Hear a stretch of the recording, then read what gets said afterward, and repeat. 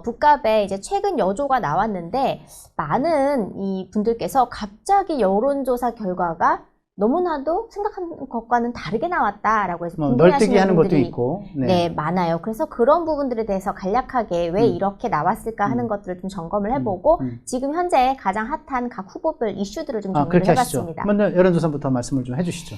네, 우선 부산 KBS에서 이게 지금 전화 면접 방식으로 지금 여론조사가 나왔습니다. 그런데 많은 분들이 딱 뚜껑을 열어보니까 깜짝 놀랐어요. 왜냐하면 상대적으로 새 몰이가 이제 과시가 되면서 탄력을 받아서 올라갈 거라고 생각한 후보가 오히려 생각보다 너무 많이 떨어져 있고 이제 민주당 후보는 약진을 했고 이제 무소속 후보가 널뛰기를 했다. 그래서 이런 부분들이 우리가 뭐 전문 용어로 튀는 여조라고 합니다. 어떤 추이를 이렇게 완만하게 봐야 되는 것인데 갑자기 튀는 그런 여조가 나왔다. 그래서 많이들 좀 궁금해 하시는데요. 우선 이 여조는요. 응답률이 22%나 됩니다.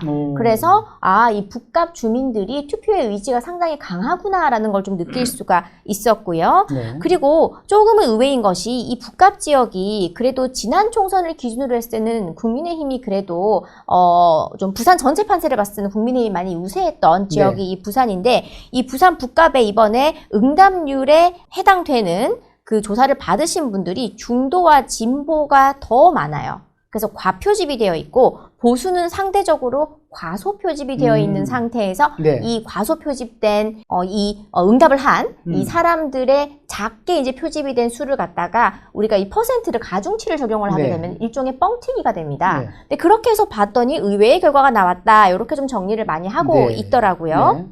네. 그런데 저는 이 여조를 좀 보면서 물론 앞으로 계속해서 많은 여조들이 나올 텐데 앞으로 여조의 문항은 좀 우리가 신경을 써야 될 필요가 있겠다. 여론조사에 설문 문항이 문제가 되고 있다는 얘기를 저도 어떻게 들은 적이 있는데 그거 좀 자세하게 소개를 좀 해주실까요?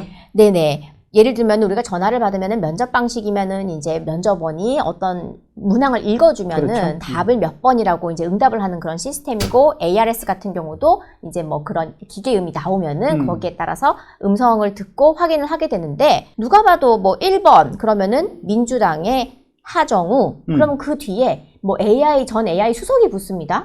그런데 사실 전에 뭘 했는지를 지금 유권자들이 그렇게 뭐 궁금해할 사항은 사실 아닌 것 같아요. 왜냐면은 각각의 후보의 이름이 빨리빨리 나와줘야 우리가 듣기 기억은 단기 기억이기 때문에 기억이 그나마 다 남게 되는데 문항이 일단 너무 깁니다. 1번 하정우 민주당 하정우 전 국가 AI 뭐 수석 그 다음에 2번 국민의힘 박민식 전 보훈부 장관 3번 무소속 한동훈 전 국민의힘 당대표 이렇게 딱 끝납니다. 그거가 문제가 되겠군요. 제가 볼 때는 뭐 한동훈 전 국민의힘 대표, 한동훈의 이름 뒤에 붙는 그 명칭이 굉장히 문제가 됐을 것 같은데요. 네네. 사실 제가 또 원래 이제 세부 전공이 이 듣기, 음성을 듣고 기억, 인지 능력이 어떻게 바뀌는가에 대한 그런 연구를 좀 제가 했었기 때문에 이 부분은 제가 솔직히 전문입니다. 이게 심리학에도 우리가 절정 결말의 법칙이라는 게 있어서 절정 결말의 법칙. 네, 어떤 소리 정보를 들었을 때 가장 강렬하고 가장 마지막에 들은 정보가 가장 프레시하게 잘 살아서 기억에 남아있는다라는 그런 이론입니다. 이것은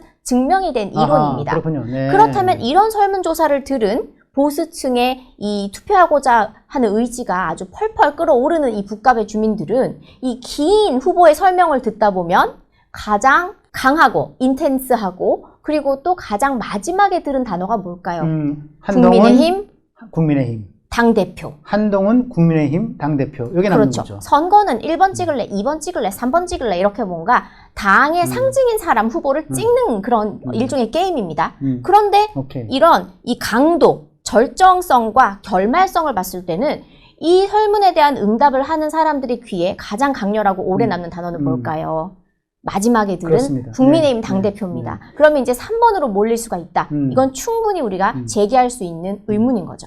저도 그 비슷한 얘기를 사실 어저께 그 KBS 조사가 나온 뒤에 들었는데 그 SBS 조사랑 완전히 다른단 말이에요. 그 직전에 SBS 조사는 바로 지금 얘기하신 것처럼 제대로 된 설문, 문항. 예컨대 1번 민주당 하정우 후보, 2번 국민의힘 박민식 후보, 3번 무소속의 한동훈 후보 이렇게 물었더니 네, 하정우는 36%인가? 뭐 네. 30몇 %가 나오고, 그 다음에 박민식 2등 26%, 한동훈 3등 25%. 아, 25%였습니까? 25% 이렇게 나왔단 말이죠. 어쨌든 오차범위 내지만 오차범위 내에서는 이제 박민식이 먼저 나온 건데, 그런데 지금 말씀하신 그런 식으로 길게 뒤에 전 국민의힘 대표가 붙는 순간, 아, 이 사람에 대한 기억이 귀에 잔상이 남으면서, 한동훈 전 국민의힘 대표였네? 국민의힘이구나. 라고 하는 착시를 또 불러일으킨다는 거예요. 맞습니다. 그래서 그분의 말씀은 이것이 적어도 10%포인트를 좌우한다는 겁니다. 맞습니다. 네. 상당히 일리가 있는 그런 분석이고 이것은 사실 우리가 광고를 전문으로 하는 마케팅 전문가들이 주로 이용하는 기법인데 네. 이러한 트릭 아닌 트릭을 여론조사에 쓴다는 것 자체가 국민의 알 권리를 좀 훼손하는 것이 아닌가라는 그런 네. 염려도 개인적인 저의 의견입니다. 네. 좀 들고 있습니다. 네.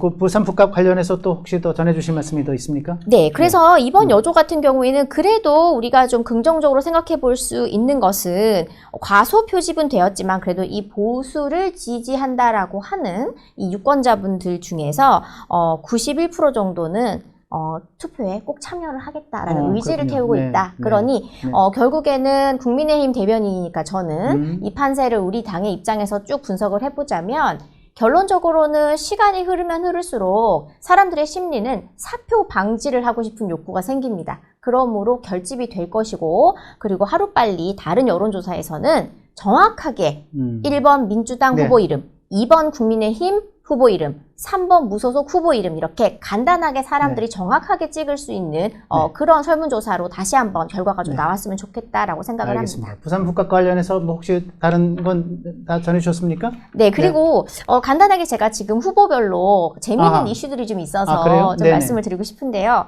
우선 하정우 후보 같은 경우에는 바로 정청래 당대표를 어찌 보면 손절을 하는 것인가? 라는 의구심이 들 정도의 그런 발언을 하나 해서 멘트가 하나 나왔죠? 네네, 이 오빠 논란 상황에 대해서 저도 하기 싫었다. 그러니까 시키니까 했다라는 식으로 그렇게 변명을 하고 있는데 참 이제 50세, 한국 나이로 50세입니다. 많이야 뭐 48세 정도 될 수 있겠지만 이 어른이 출마 여부도 대통령이 허락을 해야 나가서 손 털더니 손을 저려서 그렇다 그러고 이번에 이 오빠 논란도 같이 오빠 해봐 오빠라고 해놓고서는 당대표에게 모든 책임을 돌리니까 네, 그러면서 정청래 오지마 뭐 그랬다는 거 아닙니까? 네, 오지 말라고 했다고 하니까 이런 모습들이 국민들이 보기에는 저렇게 책임감이 없고 남 탓을 하는 후보가 과연 이 북값에 어울리는가? 라고 생각을 할 수도 있겠다라는 그런 생각이 그게 하정우 얘기고요. 듭니다. 그다음에 네, 그리고 이번 우리 박민식 후보 같은 경우에는 지난번에 또 개소식을 또 성대하게 치렀습니다. 근데 이제는 많은 분들이 정말 눈물 흘리고 또 북값을 너무나도 사랑하고 또 이 지역의 토박이고 이런 정서에 대해서 충분히 어필을 했으니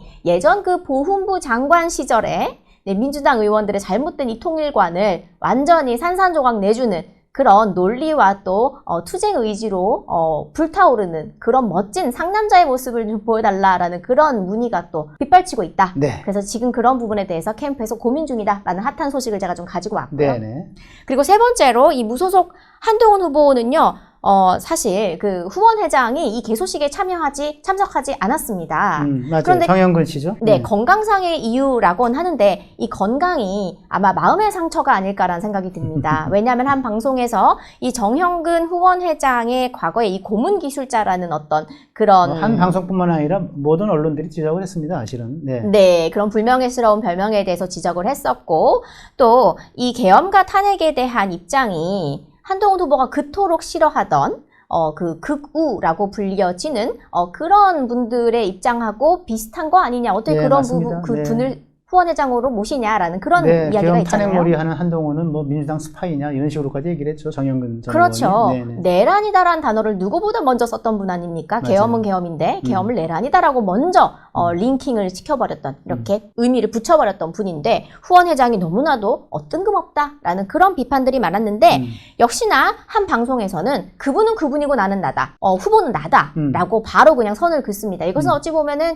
후원회장도 나의 스태프다라고 하는 그런 평가인데 아마 정영근 전 이제 삼선 의원 출신이잖아요. 맞습니다. 또 이분의 입장에서는 마음의 상처가 있어서 병이 나지 않으셨나. 그래서 아파서 못 나오셨다. 네. 이제 결론적으로는 못 나오셨는데 이 못 나오신 것도 사실 많은 분들이 궁금해하고 있고요.